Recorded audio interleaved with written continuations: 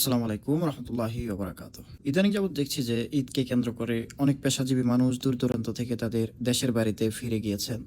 আবার কেউ বা ঈদ আনন্দ শেষ করে যার যার কর্মস্থানে ফিরছেন। আর এই যাতায়াতের মাঝেই ঘটেছে অনেক হতাহত ও দুর্ঘটনার সংখ্যা। তার মধ্যে বাস দুর্ঘটনা তো অন্যতম। আর এই দুর্ঘটনার জন্য আমি মনে করি একমাত্র দায়ী হচ্ছে অদক্ষ ও নেশাগ্রস্ত ড্রাইভাররা। আর এই ধরনের ড্রাইভারগুলো তৈরি হয় বিভিন্ন বাসের হেল্পারি করে। 80% ড্রাইভার এমনভাবে তৈরি হয়। নাই কোনো হাতে কলমে শিক্ষা, নাই কোনো অভিজ্ঞতা। তাই আমি মনে করি যাতায়াতের নিশ্চয়তার কথা ভেবে অবশ্যই সার্টিফাইড কিছু কোম্পানির বাসে যাতায়াত করা। যেমন green line, Hanif, Shyamoli, royal coach আরও অনেক কোম্পানির বাস। কারণ এই ধরনের কোম্পানির প্রত্যেকটি ড্রাইভার মাঠ পর্যায়ে এবং হাতে কলমে সার্টিফাইড ড্রাইভিং লাইসেন্স নিয়ে চাকরিতে জয়েন করে। আর অন্য সব জোনাকি, আমালকি, ভাইরা, পালকি এসব যাত্রী হওয়া থেকে বিরত থাকা উচিত। হ্যাঁ, তা ঠিক, জীবন মৃত্যু আল্লাহর হাতে। তারপরও আমাদের নিজেদের যতটুকু সচেতন থাকা যায় আর কি। ধন্যবাদ।